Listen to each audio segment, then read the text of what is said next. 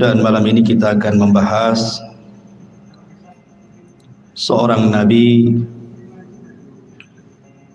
satu di antara 4 nabi yang menguasai dunia. Al-Imam Ibnu Al-Jauzi rahimahullahu ta'ala dalam tarikhnya mencantumkan riwayat Abdullah bin Abbas radhiyallahu anhuma. Nabi sallallahu alaihi wasallam bersabda bahwa penguasa yang menguasai sebagian besar dunia adalah arba'atun, ada 4 orang. Mu'minani wa kafiran, 2 mukmin dan 2 kafir. Fal mu'minani, adapun yang 2 mukmin, Dzulqarnaini wa Sulaiman. Dzulqarnain dan juga Raja Sulaiman. Wal kafirani Namrud wa Bukhtun Nasr. Dan yang kafir adalah Raja Namrud dan Bukhtun Nasr. Wa sayamlikuha khamisun min ahli baiti, dan yang kelimanya kelak yang akan menguasai dunia adalah dari keturunanku, kata Rasul. Siapa? Al-Imam Mahdi. Berarti dari sini ada 4 orang yang menguasai dunia. Pertama Dzulqarnain, yang kedua Sulaiman, yang ketiga Namrud, dan yang keempat Bukhtun Nasr, dan yang kelima belum terjadi karena terjadinya di akhir zaman. Al-Mahdi Muntadhar, yang banyak orang mengklaim dirinya sebagai Imam Mahdi. Yang terakhir seorang wanita di mana ya? Di Garut atau di Cianjur gitu ya, bahwa katanya kedatangan Imam Mahdi sudah sampai di sana sehingga membuat gempa katanya. Gimana kok ada seorang wanita ngaku Imam Mahdi, ini ceritanya gimana? Imam Mahdi itu laki-laki, keturunan Nabi sallallahu alaihi wasallam. Taib, kita bagi 2 cerita Nabi Allah Sulaiman ini. Kisah yang pertama, kisah Nabi Allah Sulaiman di masa ayahnya masih hidup, Nabi Allah Daud alaihi salam. Kemudian kisah yang kedua setelah wafatnya Nabi Daud. Bagaimana kisah 2 fase ini? Ma'asyiral muslimin yang dimuliakan Allah Subhanahu wa taala, Al-Quran menyebut Sulaiman 16 kali di 6 surat. Pertama dalam surah Al-Baqarah, kedua dalam surah Al-An'am, ketiga dalam surah Al-Anbiya, keempat dalam surah An-Naml, kelima dalam surah As-Saba, dan keenam dalam surah Sad. Inilah surat-surat yang menceritakan tentang kisah Nabi Allah Sulaiman. Di dalam Al-Quranul Karim, Allah Subhanahu wa ta'ala berfirman, wa warisa Sulaimanu Dawuda,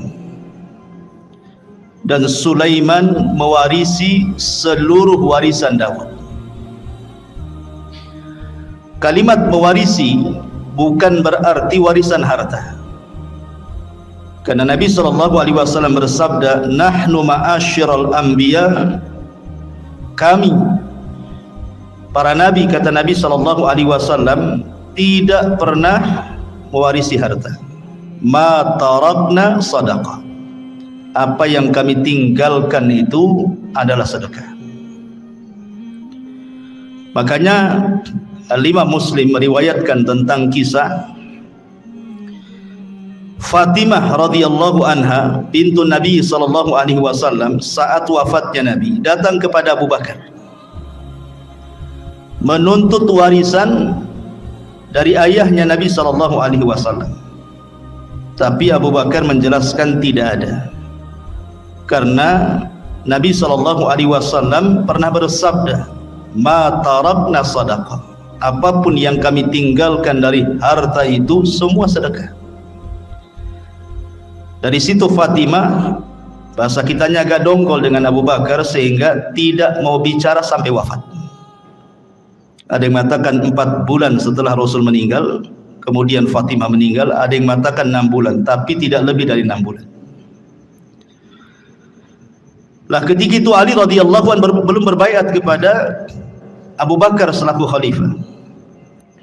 Kemudian setelah Fatimah meninggal dikuburkan, malam-malam dikuburkannya, Abu Bakar tidak dikasih tahu. Karena juga ada perasaan tidak senang Ali kepada Abu Bakar, bukan masalah kekhilafahan, tetapi masalah waris. Jadi Ali radhiyallahu anhu setelah itu mendatangi Abu Bakar, kemudian mengemukakan ketidaksukaannya, kenapa dia menzalimi ahli bait, kok tidak dibagikan warisan Nabi. Maka Abu Bakar tetap mengatakan bahwa Nabi tidak mewarisi, walaupun ada harta tidak bisa diwarisi oleh ahli warisnya, karena seluruh harta Nabi, baik yang ada di Fadak atau yang ada di Khaybar gitu ya, atau bagian khumus dari ghanimah, itu semua jadi sedekah. Abu Bakar tetap berpegang dengan sabda Nabi SAW, baru Ali paham. Setelah itu kemudian Ali berbaiat kepada Abu Bakar di tengah-tengah manusia, dan manusia pun senang karena Ali sudah akur lagi dengan Abu Bakar. Lah dari hadis yang dikeluarkan Muslim ini menunjukkan bahwa tidak ada satupun Nabi yang mewarisi harta kepada ahli warisnya.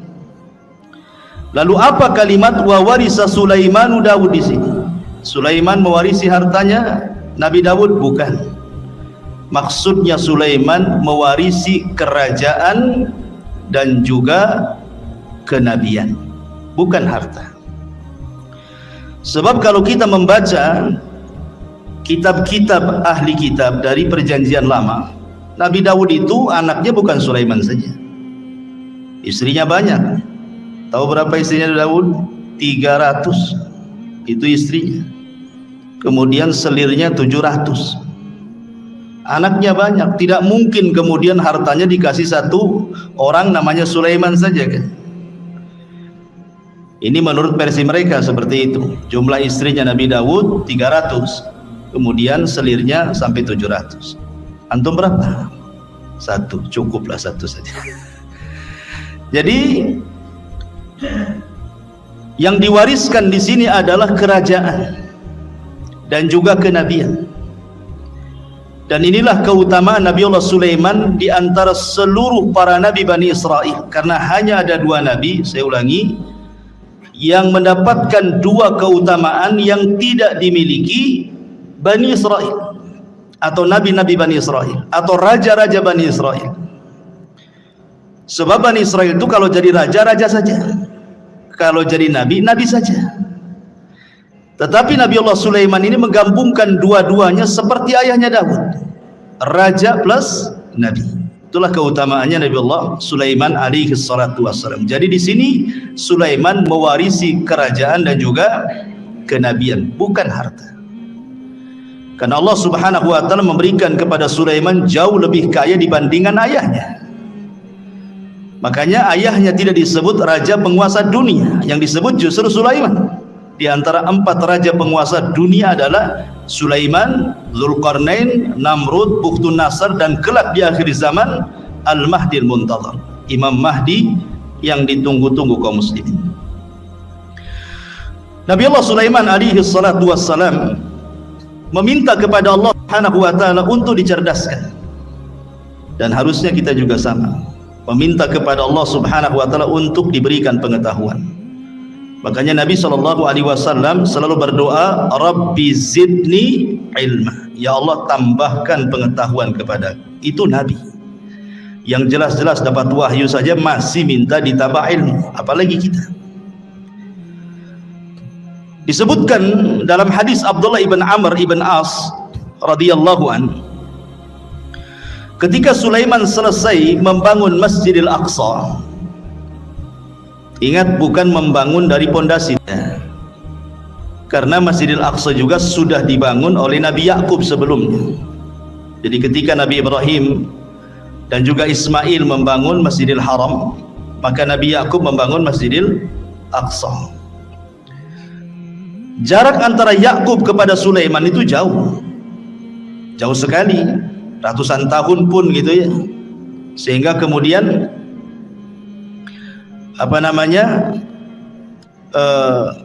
Nabi Allah Sulaiman alaihi salatu wassalam tidak sezaman dengan Nabi Yakub itu. Jadi Nabi Yakub itu Nabi Sulaiman itu bukan membangun dari dasar, tetapi Nabi Sulaiman alaihi salam hanya memperbaharui saja. Dia memperbaharui apa yang sudah ada, kemudian dibuat pondasi, di atas pondasi. Itulah yang disebut dengan Haikal Sulaiman, yang sekarang sedang dicari-cari oleh orang Yahudi. Haikal itu,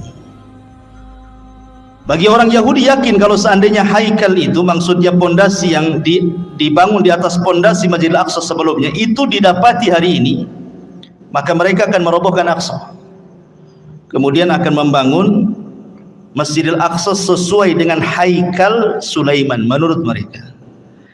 Kalau itu terjadi, katanya, itulah tanda kemenangan orang-orang Yahudi, karena di situ ketika mereka membangun Masjidil Aqsa sesuai dengan Haikal Sulaiman, maka mereka berkeyakinan akan muncul Matius mereka, penolong mereka.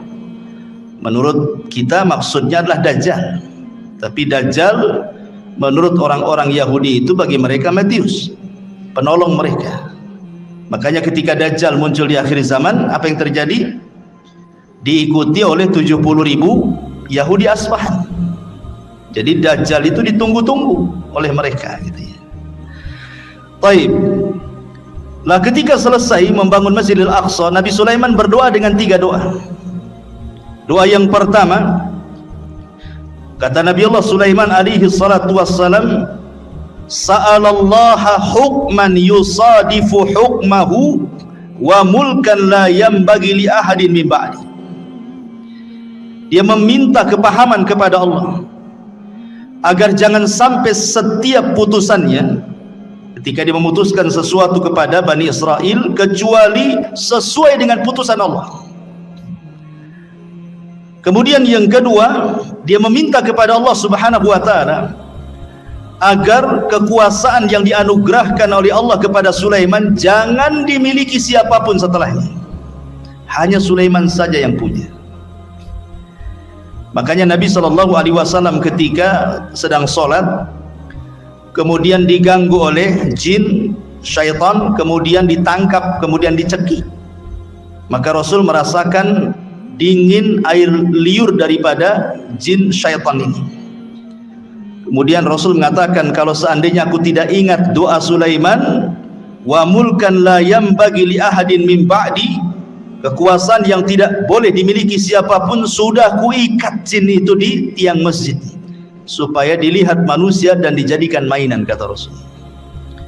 Artinya dari sini bahwa Nabi Allah Sulaiman alaihi salatu wassalam meminta kepahaman kepada Allah agar jangan sampai putusannya salah. Jangan sampai putusannya salah, kalau bisa sesuai dengan putusan Allah Subhanahu wa taala. Makanya Allah kabulkan keinginan Sulaiman. Allah berikan Sulaiman berbagai macam mukjizat yang luar biasa. Nanti kita jelaskan. Baik, kita akan cerita fase di mana Nabi Sulaiman masih bersama ayahnya Nabi Allah Daud alaihi salatu wassalam berdasarkan Al-Quran dan hadis-hadis yang sahih saja. Adapun kalau ada kisah-kisah Israiliyat itu hanya sekedar pelezat cerita saja, nggak perlu diyakini, nggak perlu didustakan, ya nggak perlu dibenarkan, ya sebagai pelengkap saja. Ma'asyiral muslimin yang dimuliakan Allah Subhanahu wa taala. Suatu ketika ada satu kisah dari 2 wanita yang dua-duanya itu punya bayi. 2 wanita ini sedang mandi ceritanya. Kemudian bayinya diletakkan di samping pemandian. Rupanya ada serigala. Kemudian Dimakanlah salah satu bayinya, kemudian dibawa kabur ke hutan.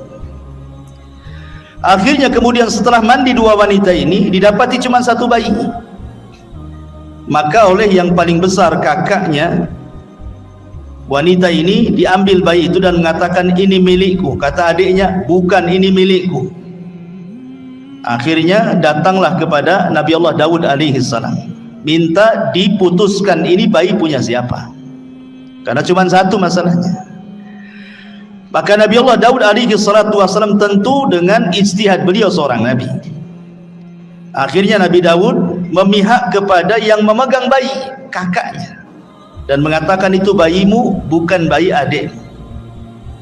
Maka menangislah sang adik ini. Kemudian karena sudah putusan seorang raja, apalagi yang mau dibicarakan, keluar. Sebelum keluar, Sulaiman masuk,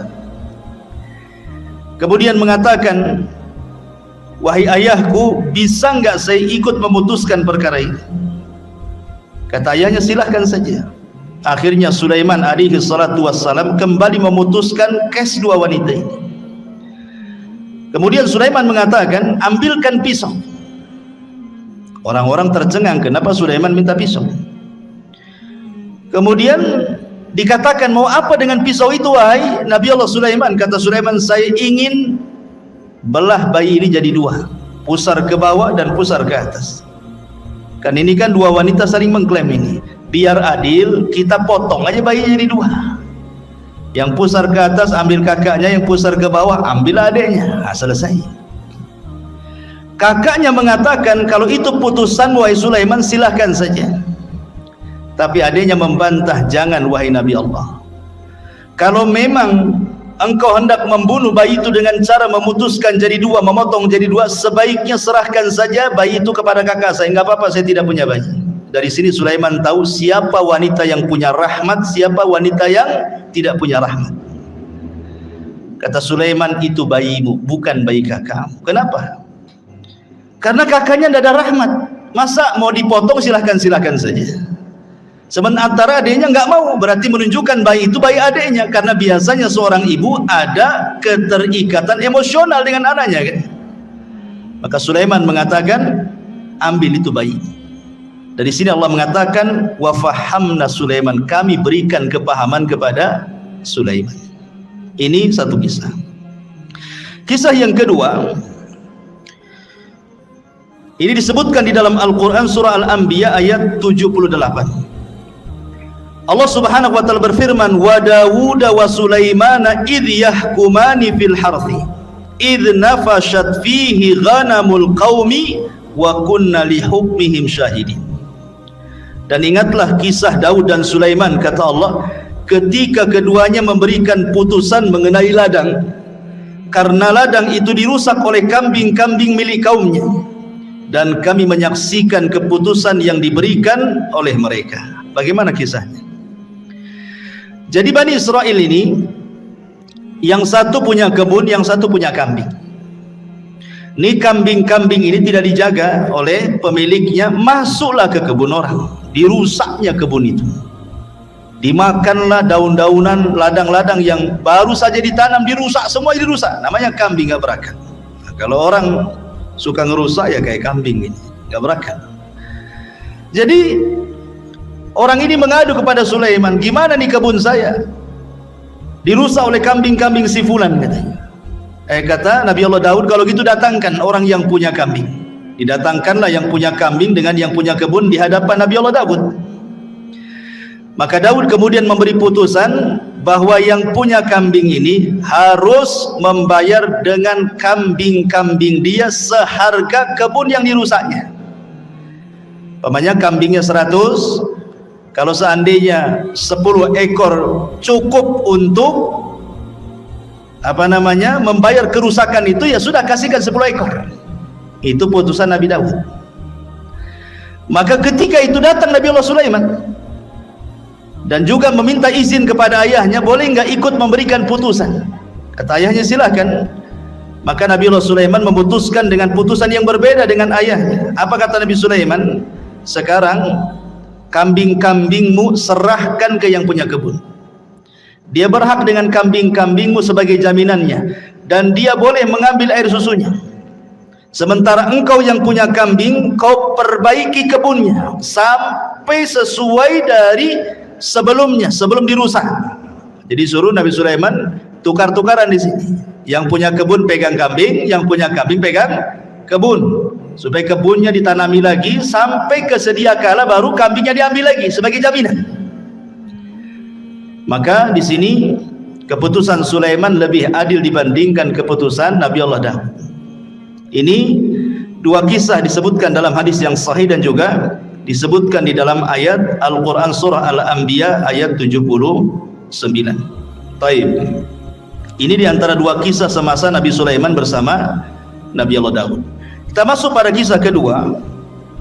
Bagaimana kisah Nabi Allah Sulaiman alaihi salatu wassalam itu sendiri. Setelah wafatnya Nabi Allah Daud alaihi salatu wassalam, maka Sulaiman menjadi pewaris tahta dan juga pewaris kenabian sama dengan ayahnya. Dan Nabi Allah Sulaiman alaihi salatu wassalam diberikan banyak mukjizat sebagaimana doanya dia. Minta diberikan kerajaan yang tidak diberikan kepada orang setelahnya. Makanya banyak kemudian kehebatan dan kecerdasan Sulaiman yang tidak dimiliki banyak nabi.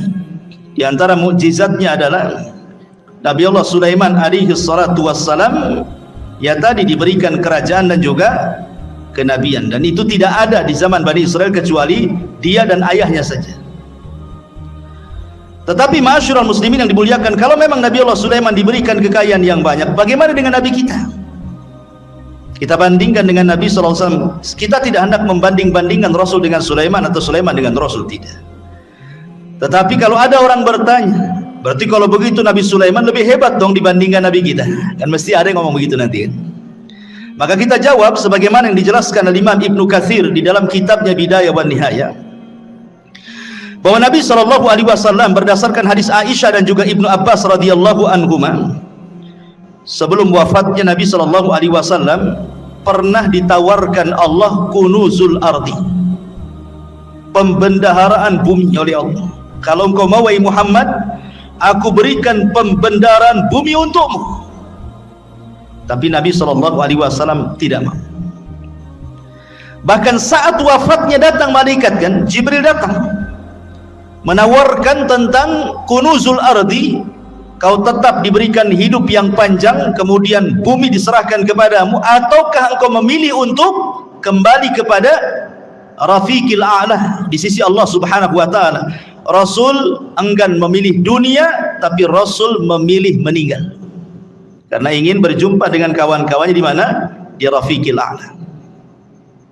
Artinya kalau seandainya Rasul meminta untuk hidup, tentu Rasul pun sama akan diberikan kekayaan yang pernah Allah anugerahkan kepada Sulaiman. Itu maknanya. Ini yang pertama. Kemudian yang kedua, Nabi Allah Sulaiman diberikan mukjizat muhadatsatu ma la yantiq. Nabi Sulaiman itu mampu berbicara dengan makhluk-makhluk Allah yang tidak bisa bicara. Ya, umpamanya dengan batu, dengan pohon dan yang semacamnya. Itu Sulaiman paham dengan bahasa-bahasa mereka. Maka ini pun sama juga dengan Nabi SAW. Bahkan Nabi SAW pernah mengatakan, inni la a'rifu hajaran kana yusallimu alayya bi Makkah qabla an ab'atha inni la a'rifuhu al-an. Apa kata Rasul? Sebelum Rasul SAW diangkat jadi Nabi, Rasul itu pernah kemudian lewat di sebuah tempat di Mekah. Rupanya ada yang mengucapkan salam, Assalamualaikum ya Muhammad. Tapi Rasul melihat ke samping, tak ada pula orang. Ya, hanya ada bebatuan dan pepohonan saja kan. Akhirnya kemudian setelah Rasul diangkat jadi Nabi, baru paham bahwa yang mengucapkan salam itu adalah batu dan pepohonan. Dan Rasul mengatakan, aku sekarang tahu di mana hajar ataupun batu yang ketika aku belum diutus jadi Nabi dia mengucapkan salam kepadaku. Artinya Nabi SAW pun diberikan oleh Allah Subhanahu wa taala mukjizat gitu ya, bahwa batu-batu kemudian pohon-pohon juga bertasbih dan mengucapkan salam kepada Nabi sallallahu alaihi wa ala alihi wasallam. Bahkan diriwayatkan dari Abi Sufyan dan dia Talha ibn Nafi' dari Anas bin Malik radhiyallahu an, Ja'a Jibril ila Nabi sallallahu alaihi wasallam dzata yaumin wa huwa jalisun hazinun qad hadaba bid-dima' min darbati ba'di ahli Makkah. Jadi suatu ketika Rasul dipukuli ahli Makkah sampai berdarah. Jibril datang untuk menghibur Nabi sallallahu alaihi wasallam. Itulah bagaimana Nabi sallallahu alaihi wasallam luar biasa dalam berdakwah. Di permulaan dakwah sampai dipukuli oleh orang Mekah sampai berdarah juga. Maka Jibril mengatakan, atuhibbu an urika ayah. Jadi Jibril ingin menenangkan kesedihan Rasul. Maukah aku tunjukkan kepadamu kuasa Allah? Maka Rasul mengatakan, na'am, tentu. Fanadhara ila syajaratin min wara'il wadi. Maka kemudian Jibril menatap satu pohon di balik lembah. Faqala, maka Jibril katakan, ud'u tilka syajarata fada'aha. Kau panggil saja pohon itu, maka pohon itu akan tercabut dari akarnya dan akan berjalan dan akan menghadap kamu, katanya. Kemudian Nabi sallallahu alaihi wasallam memanggil betul-betul pohon itu, betul-betul pohon itu tercabut dari akarnya, berjalan menghadap Rasul, mengucapkan salam. Kemudian kata Jibril, murha, perintahkan dia untuk kembali. Maka Rasul pun memerintahkan dia untuk kembali. Kata Rasul, hasbi, cukup. Artinya kalau Nabi sallallahu alaihi wasallam mau, semua pohon bisa diperintahkan, ya kan? Kalau mau, umpamanya kalau Nabi sallallahu alaihi wasallam mau, bisa saja pohon-pohon itu diperintahkan Nabi SAW. Dan ini mukjizat Rasul. Dan sanadnya, riwayat ini ala syarti Muslim, berdasarkan syarat Imam Muslim. Kemudian yang ketiga di antara mukjizat Nabi Allah Sulaiman, taskhirur riyah sakharahallahu li Sulaiman. Jadi Sulaiman mampu menundukkan angin. Tentu ada sebabnya kenapa Nabi Allah Sulaiman mampu menundukkan angin, ikhwan. Jadi suatu sore Nabi Sulaiman itu, dan itu disebutkan di dalam Al-Qur'anul Karim ketika kita bicara tentang kuda Sulaiman. Jadi Sulaiman itu suka dengan kuda perang. Jadi sore hari itu Sulaiman saking senangnya dengan kuda-kuda itu, karena kan Sulaiman ahlul jihad. Tentu di zaman itu tidak ada kendaraan untuk perang melebihi kuda. Kalau di zaman sekarang ya ada pesawat, ada tank, macam-macam kan itu ya. Kalau zaman dulu ya kuda saja. Itu binatang yang paling hebat di dalam berperang. Makanya Allah bersumpah dalam Al-Quran, wal adiyati ghabha, demi kuda-kuda perang yang mengeluarkan suara terengah-engah.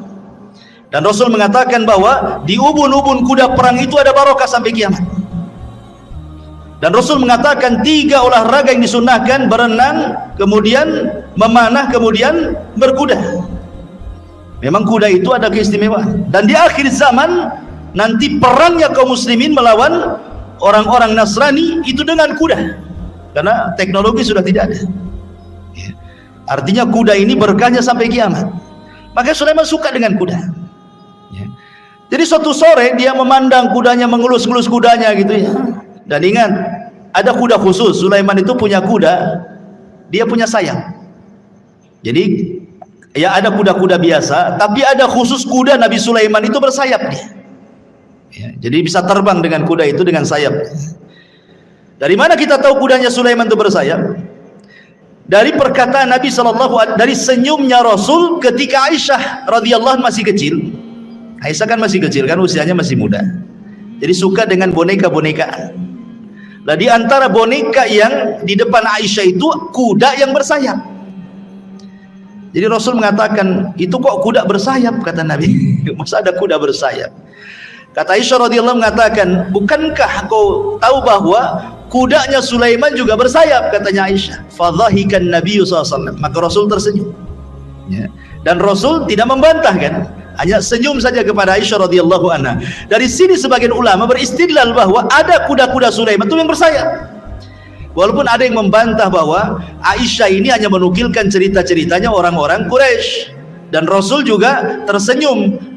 Ya, tidak mengatakan mengiyahkan dan juga tidak mentidakkan. Jadi ada juga yang membantah tidak ada. Ya kuda-kuda tidak bersayap. Tapi ada juga yang mengatakan kuda Sulaiman itu ada yang bersayap gitu ya. Jadi saking asiknya dia memandang kuda Sulaiman itu.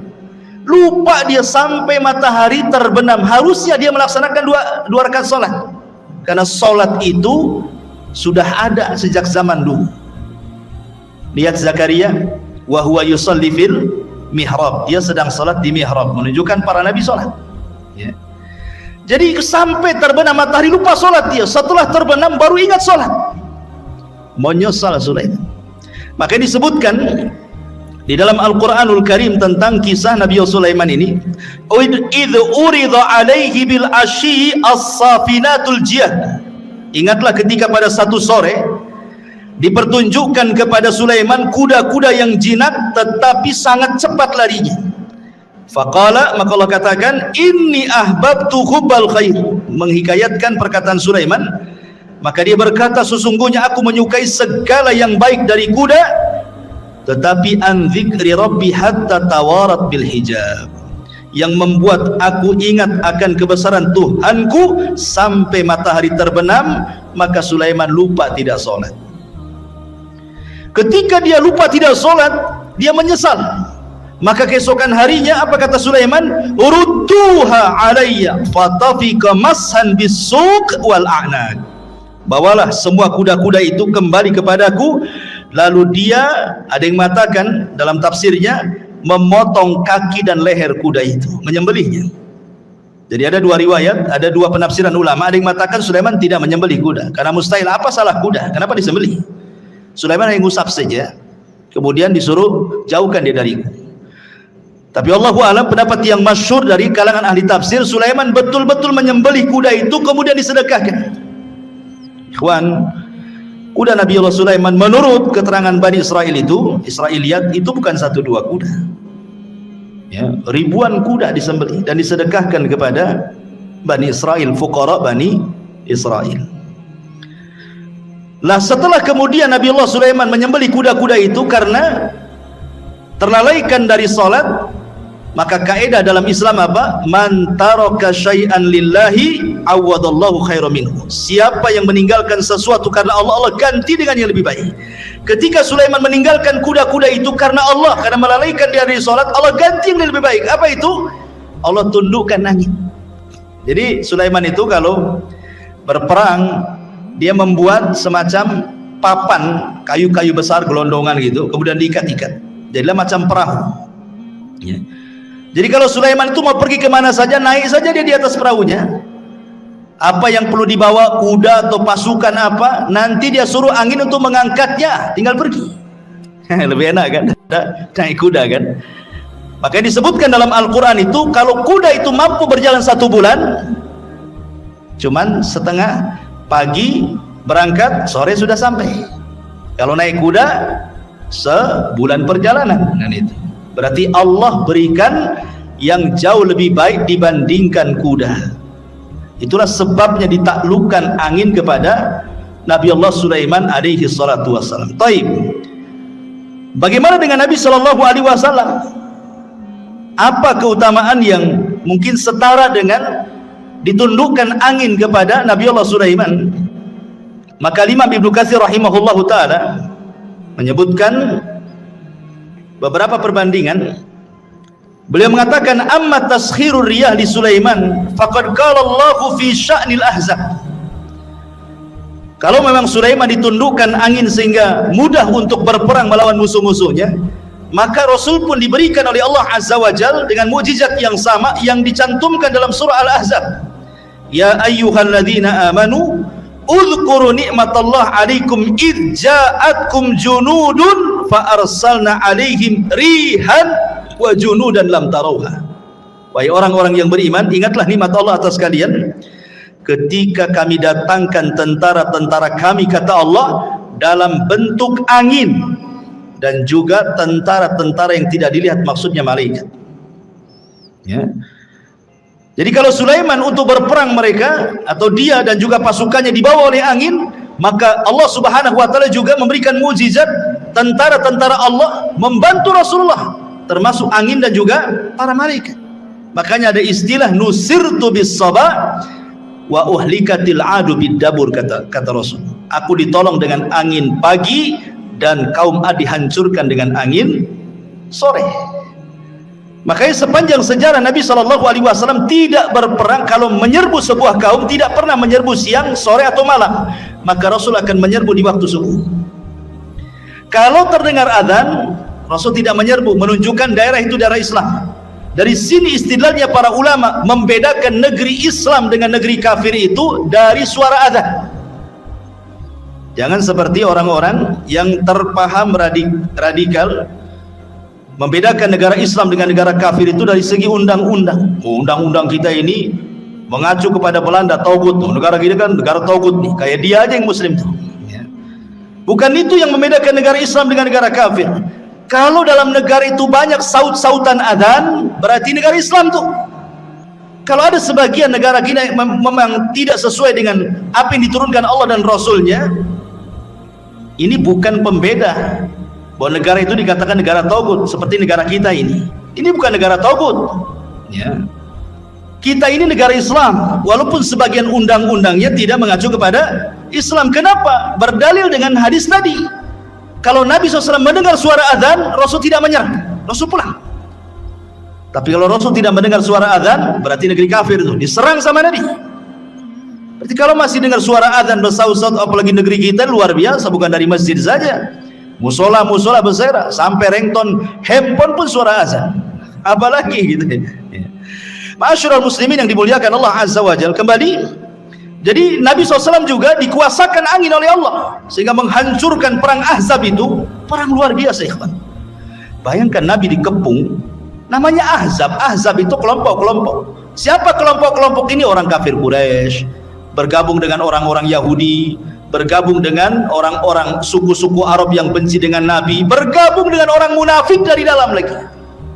Kalau bukan karena Allah, kalah Nabi itu.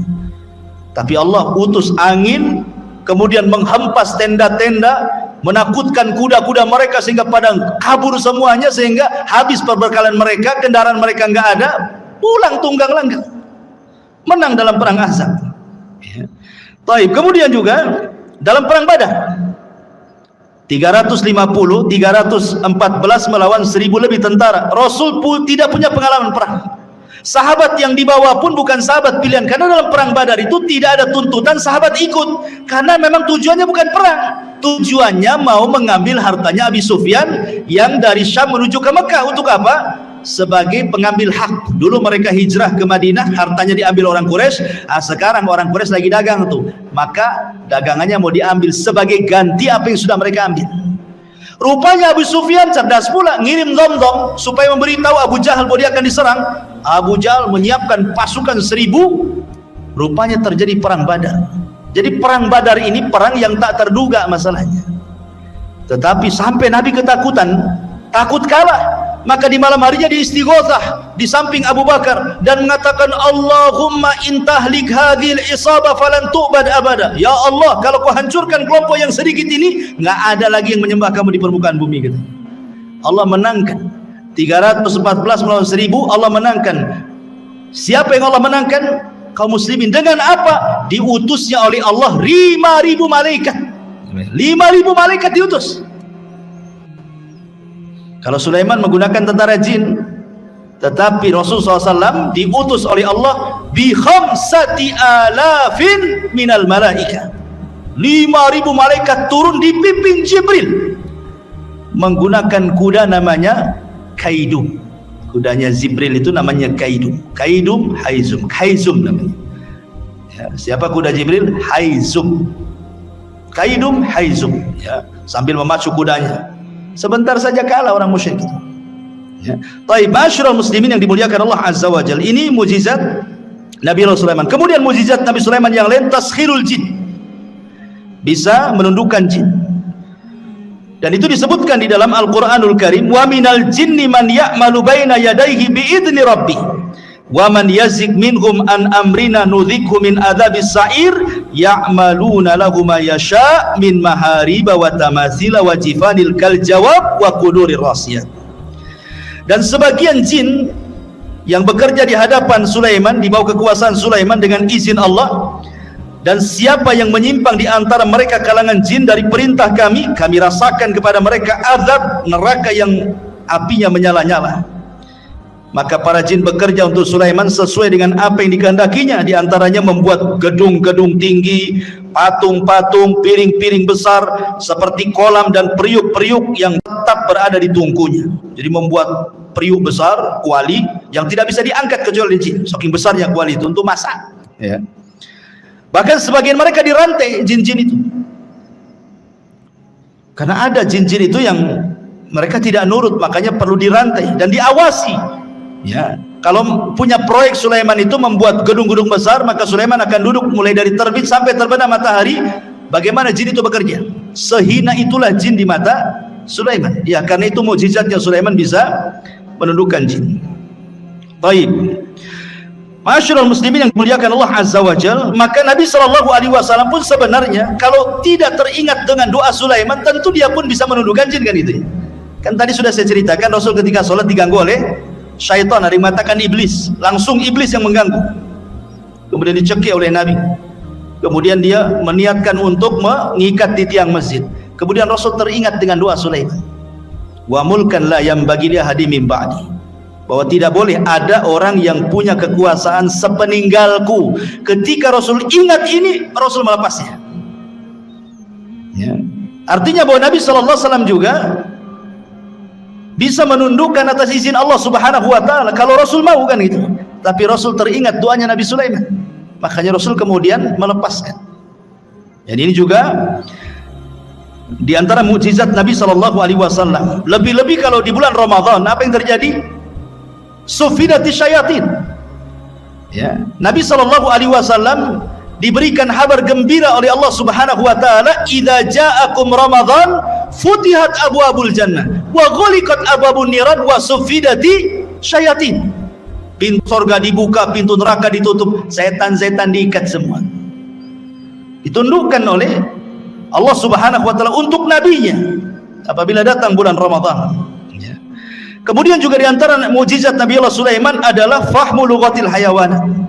Sulaiman paham dengan bahasa binatang. Contoh ketika Nabi Sulaiman ini menyiapkan pasukan besar untuk menyerang, kemudian lewat ke sebuah lembah. Di lembah itu ada pasukan semut. Tiba-tiba kemudian salah satu semut atau pimpinan semut mengatakan, "Ya ayyatuhan namlu dukhulu masakinakum la yakhtimannakum Sulaiman wa junuduhu wa hum la yash'urun." Hei pasukan semut, kata pimpinan, segera kalian masuk ke rumah-rumah kalian. Sebentar lagi Sulaiman dan pasukannya mau datang. Jangan sampai menginjak kalian kemudian mati dan mereka tidak sadar. Lihat husnudzonnya semut kepada Sulaiman dengan kalimat tidak sadar. Artinya kalau kalian terinjak itu bukan karena kesalahan mereka, karena mereka tidak sadar menginjak kalian, itu maksudnya. Itulah husnudzonnya binatang. Binatang aja bisa husnudzon sama orang. Kita ini suudon saja sama orang gitu. Enggak ada husnudzonnya aja. Ini juga kemudian Sulaiman mendengar dari kejauhan. Dia paham bahasa semut. Apa yang terjadi? Ketika Sulaiman mendengar pimpinan semut ngomong begitu, fatabassama dhahikan min qauliha. Sulaiman tersenyum, habis itu tertawa lebar karena paham dengan ucapannya. Kemudian Sulaiman karena diberikan anugerah seperti itu, dia bersyukur. Apa doanya? Rabbi auzi'ni an ashkura ni'mataka allati an'amta alai wa ala walidai wa an a'mala salihan tardah wa adkhilni bi rahmatika fi ibadika salihin. Ya Rabb, anugerahkan kepadaku agar aku tetap bersyukur akan nikmat. Diberikan anugerah mampu memahami bahasa hewan, gitu ya. Yang telah Engkau berikan nikmat kepadaku dan nikmat kepada kedua orang tuaku, dan aku agar aku bisa beramal saleh supaya Engkau redha dan Engkau masukkan aku dengan rahmatmu termasuk hamba-hambamu yang saleh. Subhanallah. Manusia sekaya Sulaiman, manusia sehebat Sulaiman, manusia yang kekuasaannya sampai separuh dunia, masih mengatakan, saya bersyukur akan nikmatmu kepadaku. Ini pelajaran bagi orang-orang kaya. Ya. Sekaya apa sih Anda dengan Sulaiman itu? Sekaya apa? Berapa uang di rekeningnya Anda itu? Berapa mobil yang Anda punya? Berapa rumah yang Anda punya itu? Tapi kenapa kemudian persis seperti yang difirmankan Allah, kalla innal insana la yatgha an ra'ahus taghna. Ternyata kekayaan itu sirru tughyan, rahasia bejatnya orang. Kata Allah, sekali-kali jangan seperti itu. Terkadang ada orang yang melampaui batas ketika Allah bukakan kekayaan kepadanya. Sulaiman masih bersyukur. Beda pula dengan Qarun. Qarun malah mengatakan apa? Innama utitu min ilmin indi. Enak saja kau mau ngambil zakatku. Dia ngomong sama utusan yang lebih Musa itu. Enak saja kau mau mengambil zakatku, katanya. Ini harta aku yang dapat. Sama sekali Qarun tidak menasabkan harta itu kepada Allah, sehingga Allah katakan wa khassafna bihi wa bidarihil ardh. Kami tenggelamkan si Qarun dan seluruh harta-hartanya ke dasar bumi. Jadilah kalau sekarang nemu harta dikit-dikit harta Qarun, harta Qarun. Nemu dompet aja harta Qarun, semua harta Qarun, ya. Intinya bahwa di sini ada pelajaran besar. Kemudian juga Sulaiman mengajarkan akhlak. Bagaimana dia tersenyum kepada semut, ya. Dan senyum itu bagian daripada akhlak yang sangat murah tetapi besar nilainya, besar pengaruhnya, ikhwan. Apalah susahnya senyum coba? Senyum itu tidak susah, tapi pengaruhnya besar. Senyum itu jauh lebih berpengaruh dibandingkan ngomong, ya. Karena biasanya orang yang suka senyum itu langsung disukai orang. Beda dengan orang yang jarang senyum gitu kan, susah orang suka. Tapi orang yang suka senyum, ya manis senyumnya karena orang suka senyum. Beda kalau orang jarang senyum, sekali senyum pahit tuh biasanya. Ini senyum ngapain nih? Jangan-jangan mau pinjam uang pun katanya kan. Artinya bahwa sebagaimana ulama mengatakan akhlak itu terbagi 3, dari leher ke atas, kedua tangan, dan dari atas kepala ke bawah kan. Itu akhlak namanya. Dari leher ke atas di situ ada mata. Orang yang jarang melotot kalau ngomong berarti punya akhlak. Orang yang jarang mengeluarkan kata-kata kotor kecuali santun, maka itu berakhlak. Telinganya tidak mendengar kecuali yang dibolehkan dia mendengar. Hidungnya tidak mencium kecuali yang dibolehkan dicium. Senyumnya selalu tersebar. Itu akhlak namanya, ya. Kemudian kedua tangan mudah membantu orang. Kemudian dari badan ke atas, ketika kita bicara dengan orang, kita berhadap-hadapan. Jangan badan kita ngadap kemana, orang pula ngadap ke kita. Mentang-mentang dia kaya, pejabat, kemudian nggak direken ngomong apa sebelah itu. Dia ngadap sana, orang ngadap sini kan itu. Nggak berakhlak badannya, ya.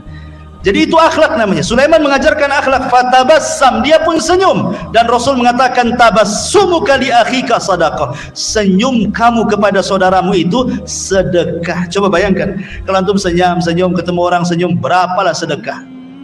Mungkin antum bakhil mengeluarkan uang, ya. Gantilah uang itu dengan senyum, kan enak. Tapi kalau tengok kotak infak jangan senyum. Nggak penuh-penuh nanti. Maksudnya kalau ketemu orang gitu ya. Baik.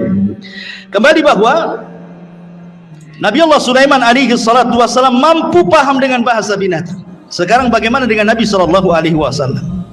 Al-Imam Ibnu Katsir mengatakan, "Wa laqad u'tiya Muhammadun sallallahu alaihi wasallam misla dzalik wa aktsar minhu." Rasul pun diberikan hal yang sama, bahkan lebih banyak dibandingkan Sulaiman, kata Imam Ibnu Katsir. Faqad taqaddam dzakarna li kalamil bahaim was-siba wal haninil jad'i wa ragha'il ba'ir wa kalamil syajari wa tasbihil hasa wal hajari wa du'aihi iyahu ila akhir perkataan Ibnu Katsir. Saya contohkan beberapa kisah. Pertama, kisah Abi Sa'id Al-Khudri radhiyallahu anhu. Jadi ceritanya Abu Sa'id Al-Khudri ini menceritakan, jadi ada seorang penggembala, tiba-tiba datang serigala. Penggembala datang serigala, diambillah satu kambing itu, dibawa kabur ke hutan, dikejar sama yang punya kambing, akhirnya direbut lagi dari serigala itu. Tiba-tiba serigalanya bisa bicara. Apa kata serigala ini? Ala tattaqillah, tidakkah kau bertakwa kepada Allah? Tanzi'u minni rizqan saqahullahu alayya. Kata serigala, tidakkah kau bertakwa kepada Allah, wahai penggembala? Kau sudah merebut rizki yang Allah anugerahkan kepada kau, kau ambil lagi, katanya. Kagetlah ini penggembala kambing. Kok serigala bisa bicara kan itu ya? Ini aneh ini serigala ini, kok bisa bicara gitu. Kalau sekarang kan tengok di punggungnya ada baterainya enggak? Gitu, berarti robot itu ya. Nah, kemudian orang ini mengatakan, ya ajibah, dzambun yukallimuni kalamal insi. Saking herannya penggembala ini mengatakan, Kok kamu bisa bicara seperti manusia, katanya. Maka serigala ini mengatakan, ala ukhbiruka bi'ajabi min dzalik. Kata serigala, nggak perlu heran. Mau nggak aku habarkan dengan yang lebih ajaib dibandingkan ini, kata serigala ini. Apa itu? Kata serigala ini, Muhammadun sallallahu alaihi wasallam bi Yathrib yukhbirun nas bi amba'i ma qad sabaq. Kamu tahu orang namanya Muhammad yang ada di Yathrib, kata serigala itu. Dia lebih hebat dibandingkan aku. Dia mampu berbicara tentang habar-habar yang sudah berlalu dari kalangan para nabi, Qarun, Fir'aun dan yang lainnya, atau yang akan datang hari kiamat, macam-macam. Aku tidak bisa, kata serigala. Akhirnya kemudian seorang ra'il ghanam ini akhirnya datang menemui Nabi, masuk Islam. Kemudian dia menceritakan tentang serigala yang bicara itu ke hadapan Nabi SAW. Maka kata Rasul, sadaq, serigala itu benar, katanya. Walladzi nafsi Muhammadin biyadihi la taqumus sa'ah hatta yukallimus siba'al insa. Tidak akan tegak kiamat, kata Rasul, sampai ada binatang yang bicara dengan manusia. Itulah kamu, katanya. Kan itu ya. Jadi sanadnya adalah syarti sahih, dan hadis ini disahihkan oleh Imam Al-Baihaqi. Lihat, serigala ini mengakui apa? Kehebatan Nabi. Dan dia bisa bicara, ya. Kemudian juga diriwayatkan dari Safinah maula Rasul. Rasul itu punya pembantu namanya Safinah. Pembantu Rasul banyak, salah satunya Safinah namanya. Jadi Safinah ini suatu ketika dia sedang safar, naik perahu. Qadar Allah, perahunya dihempas ombak, akhirnya hancur perahunya, berantakan. Tetapi Allah takdirkan dia selamat dengan satu kayu yang sisanya itu dia ngambang sampai dibawa ke antah berantah. Tiba-tiba dia nyasar di sebuah pulau.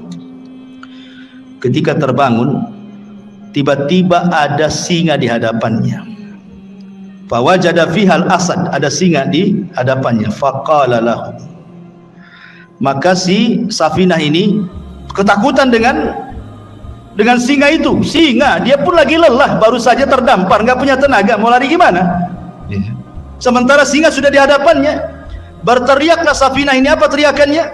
Dia mengatakan, ini, kata Safinah ini, sesungguhnya aku adalah sahabat Nabi SAW. Ini Safinah maula Rasulillah. Aku Safinah pembantu Rasulullah, aku sahabat Rasul, katanya. Tiba-tiba menjinaklah singa ini. Kemudian fadharaba mangkibi, tiba-tiba kakinya singa menepuk bahunya dia, seolah-olah ngajak pergi. Maka akhirnya ketika melihat jinak, maka hilanglah ketakutan Safinah, akhirnya mengikuti singa ini kemana arahnya. Rupanya singa ini kemudian mengarahkan ke jalan pulang. Sebelum pulang, katanya Safinah menceritakan, seolah-olah dia melambai-lambai, yuwaddi'uni, seolah-olah ingin berpisah, ya, selamat pergi gitu kan. Subhanallah. Kemudian hal ini disampaikan kepada Nabi SAW. Lihat, binatang disebut saya pembantu Nabi, langsung jinak. Luar biasa. Kan nggak menghadap Nabi. Nabinya di mana? Safinah hanya beritahu, saya ini pembantu Nabi. Tadinya singa yang garang jadi lunak gitu. Tapi antum jangan praktekkan. Masuk ke kandang singa, saya umat Nabi, apa nggak diterkam? Ya. Jadi ini menunjukkan ikhwatul fillah muliakan Allah Azza wa Jalla, bagaimana singa itu tunduk dengan hanya ucapan saya adalah khadimun Nabi. Luar biasa, ya. Ini juga disebutkan Imam Ibnu Katsir dalam kitabnya Al-Bidayah wa Nihayah. Kemudian juga disebutkan dari Abdurrahman ibn Abdullah ibn Mas'ud, dari bapaknya, dia mengatakan, kunna ma'a Rasulillah SAW fi safarin famararna bi syajaratin fiha farha hamratan fa akhadnahuma. Kata Abdurrahman ibn Abdullah ibn Mas'ud, dari bapaknya, dia berkata, kami pernah safar bersama Rasul dalam peperangan.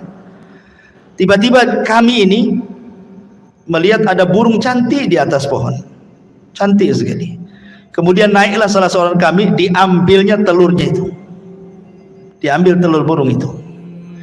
Tiba-tiba fa'aja'at al-hamrah ila Rasulillah sallallahu alaihi wasallam, maka induknya datang burung ini, kemudian menghadap Nabi sallallahu alaihi wasallam seolah-olah dia menceritakan bahwa ada kehilangan telurnya ini. Maka Nabi SAW langsung membariskan pasukan dan mengatakan, man faja'a hadza bifarkhaiha, siapa yang menyakiti anak burung ini, katanya. Kok Rasul tahu gitu ya? Rasul kan tidak tahu, yang ngasih tahu apa? Burung melapor kepada Nabi SAW. Maka Rasul mengatakan, rudduhuma, balikan anaknya. Kemudian dalam riwayat, rudduhu rahmatan biha, kembalikan, kalian harus punya kasih sayang. Ya, sahabat mengembalikan. Artinya bahwa kalau Nabi SAW juga diberikan oleh Allah Subhanahu wa Ta'ala mujizat yang sama, paham dengan bahasa binatang. Sampai Imam Ahmad meriwayatkan dari musnadnya kisah tentang Anas bin Malik radhiyallahu an. Bahwa suatu ketika Anas bin Malik radhiyallahu an masuk bersama Rasul di haid min haidil Ansar, di ganggang kota Ansar, kota Madinah. Ya. Apa yang terjadi? Kata Anas bin Malik radhiyallahu an, tiba-tiba datang seekor ghanamun fasajadat lahu. Tiba-tiba lari seekor kambing, sujud pula di hadapan Nabi. Sahabat nengok, kok ada kambing sujud di hadapan Nabi gitu. Maka faqala Abu Bakar mengatakan, Rasul, kalau kambing yang tidak berakal ini sujud, harusnya kami yang sujud, katanya. Tapi Rasulullah mengatakan, la yambagi an yasjuda ahadun li ahadin walau kana yambagi li ahadin an yasjuda li ahadin la amartul mar'an tasjuda li zawjiha. Tidak boleh. Kalau Allah perintahkan aku untuk merintahkan kalian sujud di antara kalian, maka yang pertama kali aku peruntukkan sujud bukan kalian kepadaku, tapi seorang istri sujud kepada suaminya karena besarnya haknya. Tetapi aku tidak diperintahkan untuk itu. Ada yang mengatakan hadisnya lemah, tetapi ada yang sahih yang dikeluarkan Musnad Imam Ahmad juga tentang kisah unta yang mengejar Rasul.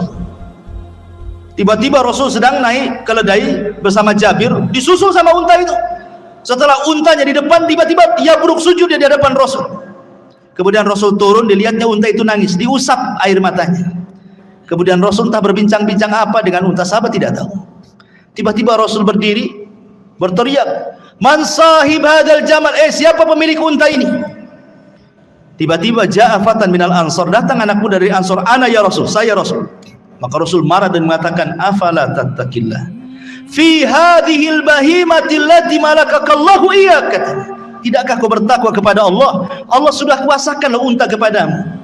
Kenapa engkau tidak merawatnya? Innaka tuji'uhu wa tut'ibu, kau hanya membuat unta sakit dan engkau membuat unta lapar, kau hanya bisa mempekerjakan saja, tidak bisa mesejahterakan. Rasul paham juga dengan bahasa unta. Ya. Ini mukjizat, artinya kalau Sulaiman juga paham dengan bahasa semut dan binatang-binatang yang Rasul pun sama, bahkan lebih, kata Ibnu Katsir, dibandingkan Nabi Allah Sulaiman alaihi salatu wassalam. Kemudian juga yang lainnya, diantara Sulaiman isalatun nuhas, mampu mencairkan tembaga persis seperti bapaknya. Kan bapaknya itu kan bisa membuat baju besi kan, tanpa harus dibakar, dikasih pandu besi. Tidak, Sulaiman juga seolah-olah tangannya panas, besi tinggal dikual-kual, bila baju besi. Makanya Allah mengatakan, wa arsalna lahu ainal qitr, kami alirkan cairan tembaga bagi Sulaiman. Artinya Sulaiman mampu untuk membuat baju besi cukup dengan tangannya, persis seperti mukjizat bapaknya Nabi Allah Daud alaihi salatu wassalam. Ini diantara mukjizat yang Allah Subhanahu wa taala anugerahkan kepada Sulaiman. Ada satu kisah dari Abu Hurairah radhiyallahu anhu. Hadis ini dikeluarkan Imam Ahmad dan disahihkan oleh Imam Hakim, walaupun ada sebagian melemahkan.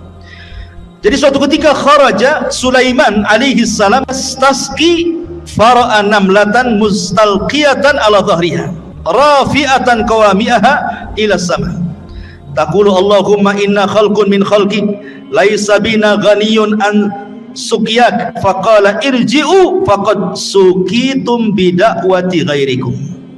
Jadi Sulaiman ini kan waktu itu terjadi pacaklik di Bani Israel, enggak hujan lama, enggak turun-turun hujan. Jadi Sulaiman mau pasukan untuk sholat istisqa di lapangan.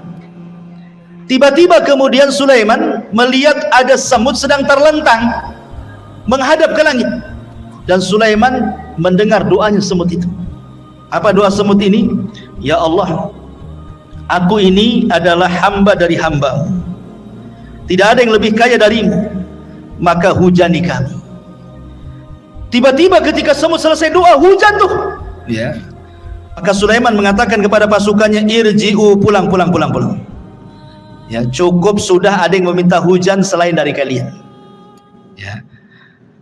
Kemudian Al-Hafidh Ibnu Hajar menyebutkan dalam Al-Talkhis bahwa Al-Imam Ad-Daruqutni Hakim juga mengeluarkan hadis dari Abu Hurairah tanpa menyebutkan Sulaiman. Jadi ada seorang nabi, tetapi riwayat ini walaupun lemah memperkuat bahwa yang berdoa kisah ini adalah kisah Sulaiman, karena ada riwayat walaupun lemah bahwa yang dimaksud nabi ini adalah Nabi Sulaiman. Tapi ada riwayat yang sahih tapi tidak disebutkan siapa namanya. Adapun riwayat yang menyebutkan adanya Sulaiman dilemahkan para ulama. Tapi yang jelas bahwa lihat bagaimana di sini faedahnya, ternyata Allah Subhanahu wa taala terkadang mengabulkan doa sebelum kita minta. Itu syahidnya di sini. Orang-orang ini kan belum istisqa. Kenapa hujan? Rupanya orang lain yang minta. Dari sini menunjukkan bahwa Allah itu karim. Bukan Bang Karim ya, karim. Artinya karim itu pernah. Dia bisa mengabulkan hamba-hambanya sebelum diminta.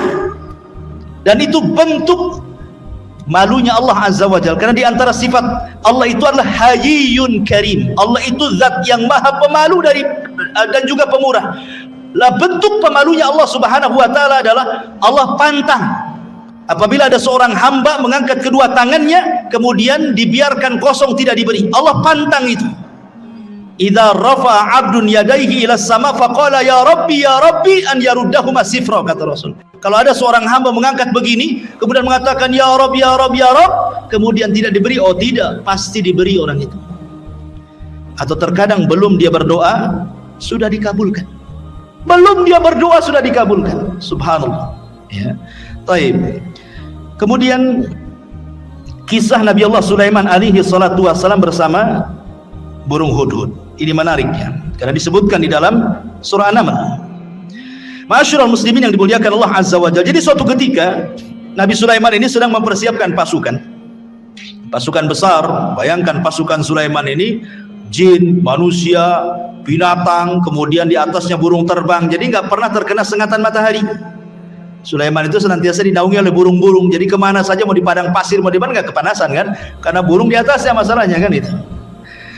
Jadi suatu ketika mempersiapkan barisan itu, hudhud pula tak ada di situ. Mana hudhud? Dan burung hudhud itu adalah muhandis Sulaiman. Disebutkan dalam sejarah Israiliyat bahwa dia itu muhandis, seorang insinyur. Jadi hudhud yang diceritain ini seorang insinyur.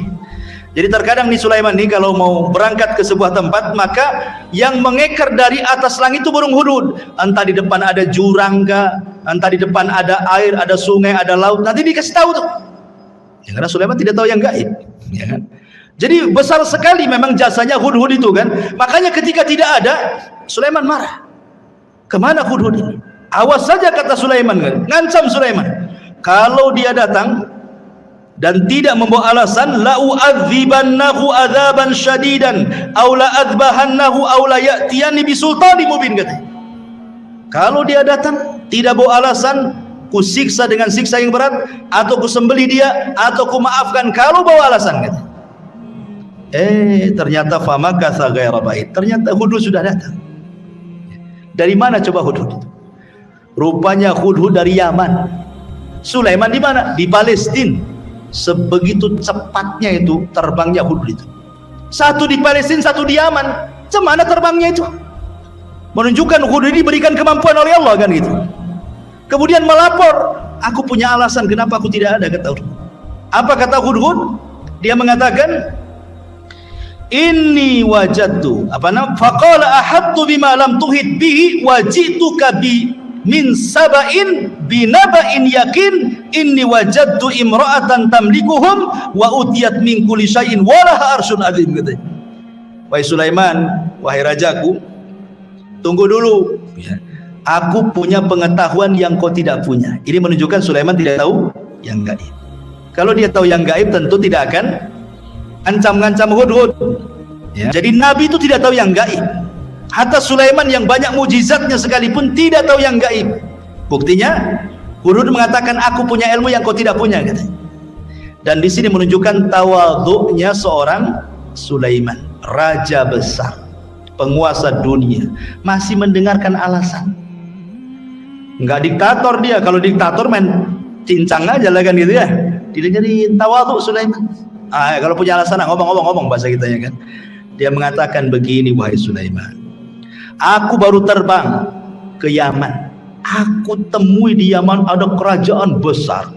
Rupanya yang memimpin seorang ratu, katanya. Itu kerajaan luar biasa, katanya. Memuji kerajaan itu. Masalahnya, kata Hudhud, mereka ini wajadtuha wa qaumaha yasjuduna lisyamsi min dunillah wa zayyana lahumus syaitanu a'malahum fasaddahum anis sabil fahum la yahtadun. Tapi sayang, wahai Nabi Allah, dia dan kaumnya menyembah matahari, bukan Allah yang disembah. Dan setan sudah menyesatkan mereka, menghalangi jalan Allah, dan mereka tidak dapat petunjuk, katanya. Subhanallah. Hudhud membawa risalah apa? Risalah tauhid, menunjukkan bahwa semua hewan tidak suka kesyirikan. Kalau anda tahu, semua hewan tidak suka kesyirikan. Orang yang melakukan kesyirikan itu dibenci hewan. Lihat Hudhud di sini. Dia menyampaikan soal kesyirikannya kerajaan Ratu Balqis itu. Ya, jadi kalau ada orang yang melakukan kesyirikan, bukan kita ahli tauhid saja yang tidak suka, burung pun tidak suka. Ini Hudhud tuh gak suka dengan orang yang nyembah selain Allah ini. Kemudian diceritakan alasannya, setan sudah menghiasi mereka sehingga mereka tersedari Allah. Dari sini menunjukkan bahwa kesesatan apapun, kata Hudhud, pasti sutradaranya setan. Kalau ada orang nyimpang, orang sesat gitu ya, berarti dalangnya setan tuh di belakangnya itu. Hudhud ngasih tahu tuh sama kita. Ya. Akhirnya kemudian Sulaiman ya nggak begitu percaya saja. Namanya habar itu bisa ya bisa tidak kan gitu. Makanya Sulaiman akhirnya gini saja. Kita lihat, as-sadaqta am kunta minal kadhibin. Kita lihat beritamu, apakah engkau termasuk orang dusta ataukah benar beritamu itu. Jangan asal cerita saja, bawa bukti, katanya. Nih aku akan tulis surat. Bawa surat itu ke ratu yang ada di sana. Akhirnya ditulis. Lah tulisannya salah satunya apa? Bismillahirrahmanirrahim. Jadi pertama yang menulis Bismillahirrahmanirrahim itu Nabi Sulaiman. Sebelum Nabi kita, Nabi Sulaiman sudah menulis Bismillahirrahmanirrahim min Sulaiman, dari Sulaiman. Itu sejarah awal Bismillah itu. Ketika Ratu Balqis sedang duduk-duduk, datang si Hudhud itu ngasih surat. Dibaca surat itu, kagetnya bukan kepala. Ya. Habis itu kemudian dia kumpulkan tuh pembesar-pembesarnya Ratu Balqis ini. Kemudian Ratu Balqis mengatakan, qalat ayyuhal mala inni ulqiya ilayya kitabun karim. Telah sampai kepadaku surat yang karim. Lihat, Ratu Balqis menghargai surat itu. Dia tahu karena isi surat itu dari seorang nabi. Ya. Kemudian Ratu Balqis mengatakan, ya ayyuhal mala aftuni fi amri ma kuntu qati'ata amran hatta tashhadun. Sekarang bagaimana pendapat kalian? Ini raja maunya kita masuk Islam, kalau tidak dia serbu kita, katanya. Kata raja-raja ini, kata para pembesarnya, tunggu dulu wahai ratu, nahnu ulu quwwatin wa ulu ba'sin syadid wal amru ilaiki fangduri madza ta'muri. Tenang, kita ini kerajaan besar, tentara kita kuat, kita hadapi sajalah, katanya. Tapi putusan tetap kepadamu, nurut kepada Ratu Balqis.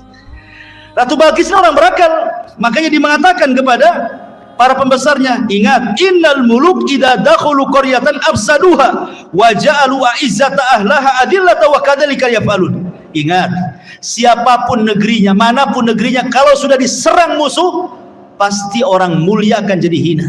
Nanti jadi tawanan, ya, nanti akan dibunuh, nanti anaknya, ibunya jadi yatim, menjanda, macam-macam lah kan gitu.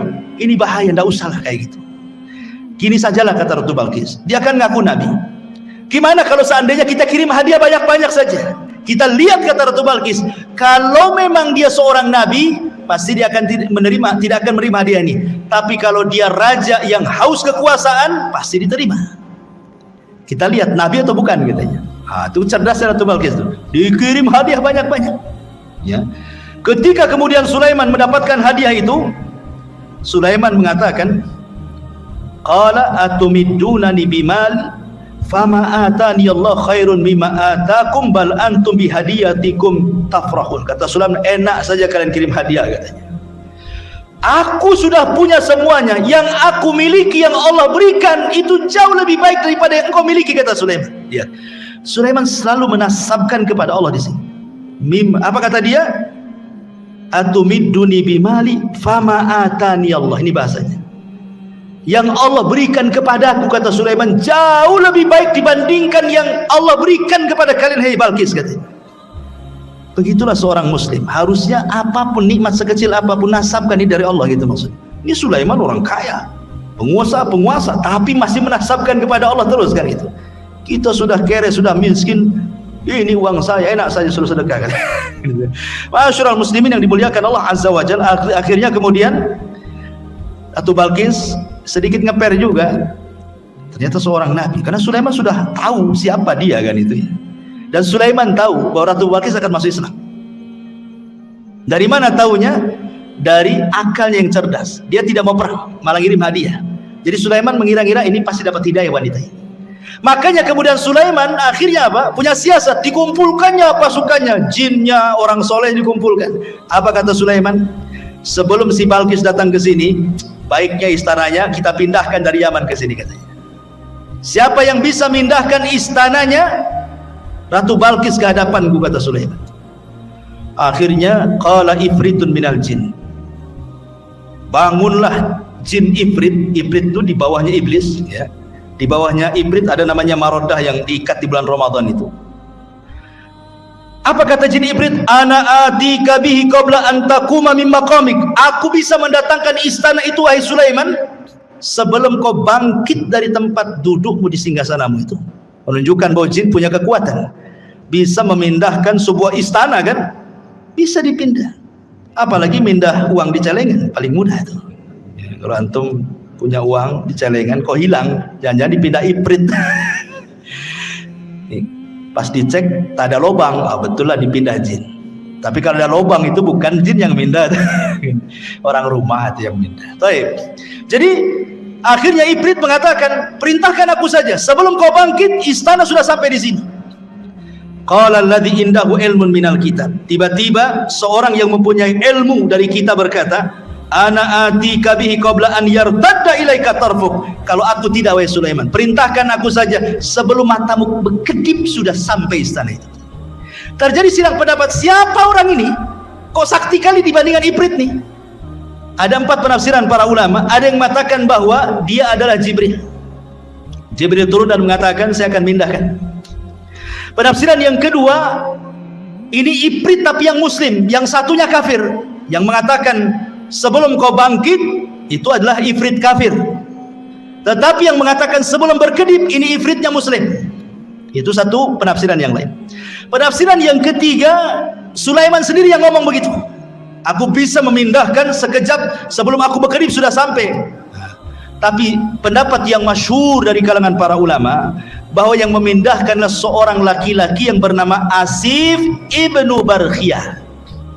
Asif pakai sod, Asif ibnu Barkhiyah, dialah orang kepercayaannya Nabi Musa yang diajar, yang mampu menguasai Ismul A'zam, nama-nama Allah yang agung.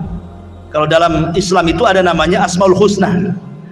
Di antara Asmaul Husna itu ada namanya Ismul A'zam. Menjadi perselisihan para ulama, Ismul A'zam dalam Asmaul Husna itu apa? Ada yang mengatakan Al-Hayyu, ada yang mengatakan Al-Qayyum, ada yang mengatakan Allah. Wallahu a'lam. Pokoknya tidak tahu mana yang satu. Kalau antum berdoa membaca Asmaul Husna 99 itu, insya Allah doa antum dikabulkan, karena pasti akan membaca Ismul A'zam. Salah satu dari 99 yang kita tidak tahu yang mana satu itu Ismul A'zam itu. Nah, kalau berdoa cobalah baca semua itu Asmaul Husna itu.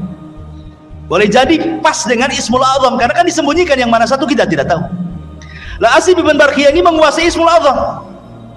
Makanya kemudian dia berdoa kepada Allah, sebelum berkedip istananya sudah sampai. Seorang-orangnya juga keangkut di istana itu. Bayangkan. Ratu Balqis datang ke hadapan Sulaiman. Kata Sulaiman, sebelum Balqis masuk ke istana, kita robah dikit. Masih kenal nggak dengan istana? Apa yang dirobah? Tehelnya. Keramiknya dirubah, dibuat apa? Dibuat kaca. Ya. Karena kan di istana dipindah, diletakkan di lautan, masalah istana itu. Kan bawahnya air tuh. kasih kaca. Jadi seolah-olah kalau nginjak itu nginjak air gitu. Jadi kata Ratu Balkis kepada Sulaiman kepada Balkis, betul nggak istana? Kayaknya iya, kayaknya tidak katanya. Dia ragu-ragu deh. Iya ke tidak kan itu? Kalau tengok bangunannya iya, tapi kok isinya beda kan itu ya. Makanya sempat disebutkan dalam Quran ini, Balkis ini sampai kemudian menyingkap pakaiannya, khawatir terkena air, padahal itu kaca tuh. Dari situlah dia melihat kehebatan Sulaiman. Akhirnya Ratu Balkis mengatakan perkataan menunjukkan dia masuk Islam, wa aslamtu ma'as Sulaiman lillahi rabbil alamin. Maka Balkis pun mengatakan, aku sekarang masuk Islam bersama Sulaiman. Dia masuk Islam akhirnya. Tapi menjadi perselisihan apakah Balkis ini menjadi istri Sulaiman atau tidak, itu menjadi khilaf ulama. Ada yang mengatakan jadi istrinya, ada yang mengatakan tidak. Wallahu a'lam. Tidak ada riwayatnya. Karena Sulaiman ini juga istrinya banyak. Ada dalam sebuah hadis yang sahih. Jadi suatu malam Sulaiman itu diberikan kekuatan mampu menggauli istrinya. Istrinya 100 ya kawan. Ada yang mengatakan yang 60 istri sahnya, yang 40 selirnya. Ya. Jadi semuanya 100. Kata Sulaiman, malam ini bernazar ingin menggauli semua istrinya dalam satu malam. 100 wanita digauli satu malam. Kalau nggak punya kekuatan, tengkleng lantum tuh. Ini kan khusus para nabi. Nabi itu diberikan kekuatan oleh Allah. Sulaiman diberikan kekuatan itu. Kemudian Sulaiman bernazar, aku ingin gauli dalam satu malam ini semua istri-istriku, dan aku berdoa kepada Allah setiap istriku mengandung punya anak, dan kujadikan semuanya tentara di jalan Allah untuk berperang. Itu Sulaiman. Itu nadarnya. Rupanya Sulaiman lupa membaca insya Allah. Harusnya dia mengatakan insya Allah. Karena masyiah itu tetap milik Allah. Kalau kita berkehendak, Allah tidak mungkin terjadi. Allah berkehendak, kita tidak, pasti terjadi. Itu semua kaidah seperti itu. Harusnya Sulaiman mengucapkan insya Allah. Maka malam itu digilir semua istri-istrinya. Rupanya tidak ada yang mengandung kecuali satu. Ketika melahirkan, separuh manusia, separuh bukan. Tidak punya kaki. Puntung kakinya ke atas. Ya, nggak punya kaki. Ya.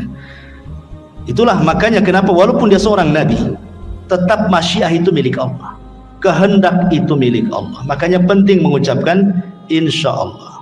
Apapun mengucapkan insya Allah. Mau datang besok insya Allah, datanglah insya Allah. Tolonglah datang insya Allah. Oh, kayaknya orang sekarang kalau bilang insya Allah ragu-ragu tuh. Padahal insya Allah itu maksudnya mengaitkan kejadian kepada Allah, karena Allah yang berkehendak. Walaupun kita sudah yakin besok akan datang, yang namanya kehendak milik Allah ternyata ketabrak, ternyata ada masalah, ternyata macet, kan nggak jadi juga kan gitu ya. Makanya setiap apapun gantungkan kepada Allah Subhanahu wa taala. Untuk terakhir karena waktu juga. Jadi sebelum wafatnya Nabiullah Sulaiman alaihi salatu wassalam, ada satu kisah juga yang menarik di sini tentang kisah seorang petani. Ya, belum saya ceritakan. Jadi suatu ketika ada seorang petani, dia berangan-angan ingin mendapatkan kekuasaan seperti yang dimiliki oleh Sulaiman. Akhirnya kemudian angin itu tiba-tiba kemudian memberitahu Sulaiman bahwa ada orang yang berangan-angan ingin seperti dia. Angin yang menceritakan kepada Sulaiman. Maka Sulaiman pun datang kemudian menemui petani itu dan mengatakan, wahai petani, janganlah kau berangan-angan sesuatu yang kau tidak mampu. Jangan. Ya, dan di sini juga ada bahwa berdoa itu sesuai dengan kemampuan. Jangan berdoa kepada Allah meminta sesuatu yang mustahil antum dapat. Walaupun kita tahu bahwa bagi Allah tidak ada yang mustahil. Tapi kan kita melihat kenyataan. Ya, umpamanya antum ini hanya kerja ya gaji mungkin pas-pasan, serabutan, tukang bangunan, ke ojek online atau apa gitu kan. Berdoa, ya Allah, jadikan aku presiden, umpamanya kan. Buatkan aku istana besar. Ya mustahil juga. Bagi Allah tidak mustahil, tapi kan kita tahu kemampuan kan. Ya, seperti orang ini kan meminta kepada Allah supaya diberikan seperti yang diberikan kepada Sulaiman kan. Maka Sulaiman mengatakan, janganlah meminta sesuatu kecuali yang engkau mampu. Kata Sulaiman, demi Allah, tasbihnya engkau satu kali, la tasbihatun wahidatun, kata Sulaiman, khairun minad dunya wa ma fiha.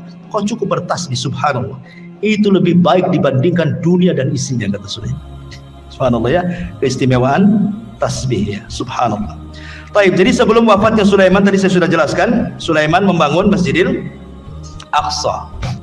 Kemudian berdoa kepada Allah Subhanahu wa taala dengan 3 doa. Ya, salah satunya doanya apa? Supaya Sulaiman diberikan hukum yang tidak menyelisih hukum Allah. Yang kedua, agar kerajaannya yang sudah dikuasai jangan diberikan kepada orang yang setelahnya. Yang ketiga, siapapun yang datang ke Masjidil Aqsa tidak berniat kecuali untuk sholat, keluar seperti bayi yang dilahirkan tidak punya dosa. Kata Rasulullah, adapun yang 2 sudah dikabulkan. Adapun yang ketiga, aku hanya mengharap Allah mengabulkannya. Kenapa? Karena Rasul sudah sholat di Baitul Maqdis ketika Isra Mi'raj. Kan itu ya. Dia ingin dikabulkan yang ketiganya. Dan yang terakhir, kisah wafatnya Sulaiman. Jadi ketika Nabi Allah Sulaiman alaihi salatu wassalam mendekati ajalnya, dia meminta kepada Allah Subhanahu wa taala agar kewafatannya Nabi Sulaiman ini jangan sampai diketahui bangsa jin yang sedang bekerja. Karena memang walaupun demikian kan yang bekerja kepada Sulaiman bukan jin muslim saja, jin kafir banyak. Dan mereka harus ditunggu. Makanya Nabi Sulaiman itu kalau menunggu jin-jin kafir sedang bekerja itu mulai dari terbit matahari berdiri di singgasananya sampai terbenam matahari. Jadi betul-betul mereka diawasi terus 24 jam. Jadi suatu ketika Sulaiman ini sedang memegang tongkat. Kemudian Allah takdirkan datang malaikat maut mencabut nyawa Nabi Allah Sulaiman. Lama Sulaiman itu tidak dijelaskan dalam sejarah berapa lama dia duduk di singgasananya sambil bertelekan kepada tongkatnya gitu. Ya, sambil tongkat. Jadi yang menjadikan jasad Sulaiman tidak jatuh karena ada tongkat yang dipegangnya. Entah berapa lama, wallahu alam, tidak dijelaskan, Quran tidak menjelaskan, hadis juga tidak menjelaskan gitu. Yang jelas tiba-tiba tongkat itu dikerumuni oleh rayap, kemudian memakan tongkat itu sedikit demi sedikit. Akhirnya kemudian tongkat itu pun patah, lemah, hancur, Sulaiman terguling. Ketika Sulaiman terguling, maka jin-jin mengatakan, kalaulah kami tahu yang gaib Sulaiman itu sudah mati, tentu kami tidak dihinakan seperti ini. Dari sini menunjukkan bahwa jin tidak tahu yang gaib. Ya. Lah ketika Sulaiman meninggal dunia, ingat ketika di zaman Nabi Sulaiman itu kan banyak dunia perdukunan ya. Sebelum Sulaiman diutus itu kan dunia perdukunan di mana-mana. Ya. Makanya Allah utus Sulaiman untuk memberantas dunia perdukunan. Makanya diutus Asif ibn Barkhiyah tadi untuk mengambil semua buku-buku dukun-dukun itu. Kemudian diancam dukun-dukun itu, kalau masih melakukan praktik perdukunan dibunuh. Maka tidak ada berani satupun dukun yang melakukan praktik perdukunan. Mereka diminta tobat dan mentauhidkan Allah. Kemudian buku-bukunya disimpan oleh Asif ibn Barkhiyah di sebuah kotak, dan itu diletakkan di bawah singgasana Sulaiman. Sulaiman pernah ngancam, siapa yang mengambil buku sihir ini, kalau dia manusia aku bunuh dia, kalau dia dari kalangan jin terbakarlah dia. Ketika Sulaiman meninggal dunia, jin tidak bisa mendekati karena terkena sumpahnya Sulaiman, kalau diambil sama dia kan terbakar. Akhirnya kemudian mereka merayu, ada 2 orang namanya Harut dan Marut. Ada yang mengatakan Harut Marut itu manusia, ada juga yang mengatakan Harut Marut itu malaikat, ada yang mengatakan Harut Marut itu setan, macam-macam lah penafsiran ulama ya. Tapi yang jelas bahwa akhirnya diambillah oleh Harut dan Marut ini, kemudian diajarkan kepada manusia. Harut Marut sudah mengatakan ini tidak boleh diajarkan kepada kalian. Kalau kalian bisa belajar ini bisa kufur masalahnya. Sehingga ada sebagian orang Yahudi tidak mau belajar, tapi ada juga yang tetap belajar. Akhirnya kemudian tersebarlah kesyirikan sihir kembali setelah Sulaiman wafat. Ya. Lah, jin ini, iblis ini, yang kemudian menghasut orang-orang untuk mengambil buku sihir di bawah singgasana Sulaiman, mengatakan, kalian tahu nggak? Kenapa Sulaiman bisa menundukkan angin, bisa menundukkan ini itu macam-macam? Dia itu punya sihir. Kalau kalian tidak percaya, tolong di bawah singgasananya ada buku-bukunya. Kalau kalian ingin seperti Sulaiman, ambil pelajari katanya. Dari sinilah muncul keyakinan Yahudi bahwa Sulaiman itu bukan nabi, tetapi tukang sihir. Makanya di zaman Nabi SAW ketika Rasul kemudian memuji Sulaiman, menjelaskan tentang mukjizat-mukjizat Sulaiman, orang-orang Yahudi Madinah tidak terima dan mengatakan Sulaiman bukan nabi, Sulaiman itu penyihir. Ketika itulah turun surah Al-Baqarah 102, wattaba'u ma tatlu syayatin ala mulki Sulaiman wa ma kafara Sulaiman walakinna syayatina kafaru yu'allimuna an-nasa sihra ila akhiril ayat. dan mereka mengikuti apa yang dibacakan oleh setan-setan di zaman kerajaan Sulaiman. Sulaiman tidak kafir, artinya Sulaiman tidak mengajarkan sihir. Lalu siapa yang mengajarkan sihir itu? Setan-setan itulah yang mengajarkan sihir. Jadi kita katakan bahwa Sulaiman itu nabi, tapi orang Yahudi mengatakan dia sihir, penyihir. Nauzubillah. Makanya Allah turunkan wattaba'u ma tatlu syayatin ala mulki Sulaiman wa ma kafara Sulaiman walakinna syayatina kafaru yu'allimuna an-nasa as-sihra wa ma unzila 'alal malakaini bi Babila Harut wa Marut. Wallahu a'lam. Kisah Harut Marut panjang, tidak perlu dikisahkan, di lain kesempatan saja. Ini diantara kisah singkat dari Nabi Allah Sulaiman. Wallahu a'lam. Mudah-mudahan ada manfaatnya. Subhanaka wa bihamdika asyhadu an la ilaha illa anta astaghfiruka wa atubu ilaik. Allahu ta'ala alam. Assalamualaikum warahmatullahi wabarakatuh.